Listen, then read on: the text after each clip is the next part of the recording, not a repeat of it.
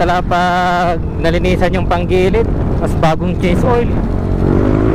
Ganda ng hatak.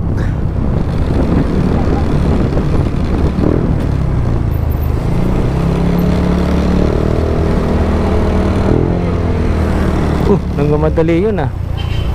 May hawak kamay pang mga traffic na.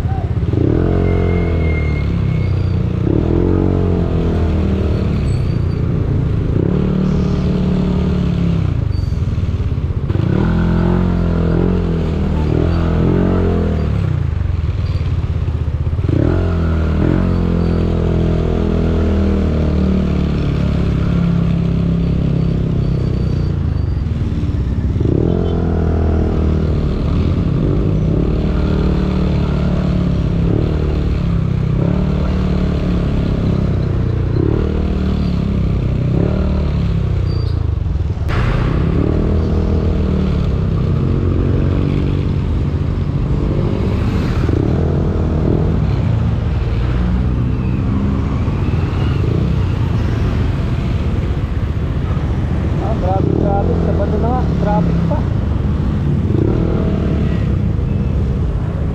Yata maka singit ah.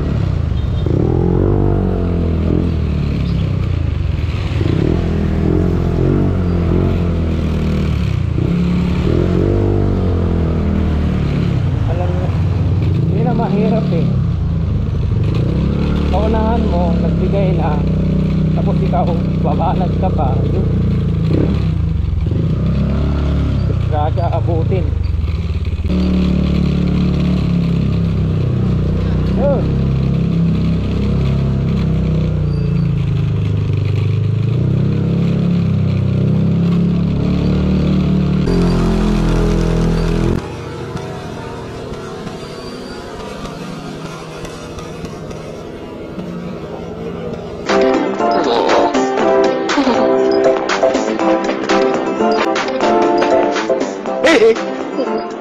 Aba, bagong gimmick yan ah.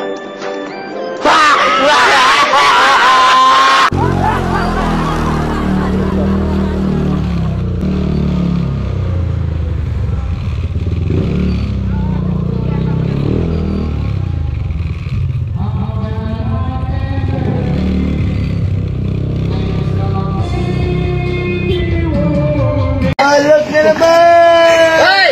Sabi na shoot natin sa kabila, mamamatay ka na bukas. Hoy, hindi ako mamamatay. Ayos na naman! Anong tatak niyan? Hoy, anong tatak? Red one. Oh, anong kulay? Lakas ang tama. Oh, tama. Ay, nawawala.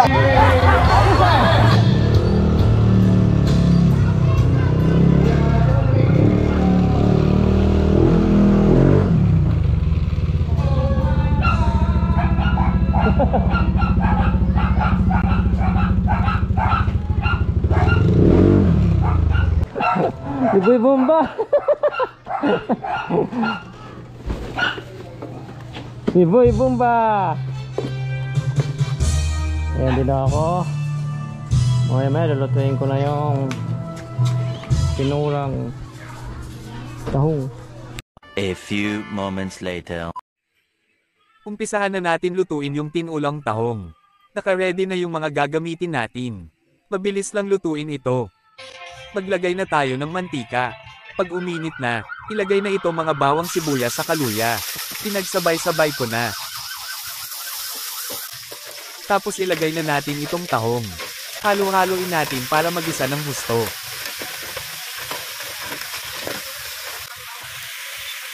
At takpan natin ng ilang minuto. Yun kung ulo na, nilagyan ko ng shrimp cube para lalo sumarap. Isabay ko na din itong sayote. Halo-haloin natin uli. Pagkatapos ng ilang minuto, ilagay na natin itong dahon ng sili. Hayaan muna natin kumulo. Ayun, luto na din ang ating tinulang tahong. Talamangan tayon mga brother. Kung bago lang kayo sa aking channel, pa-like and follow ang aking munting Facebook page and subscribe YouTube channel Motoli Vlog. Para updated kayo sa mga bago kong video. Hanggang dito na lang ang aking video. Maraming salamat sa panunood.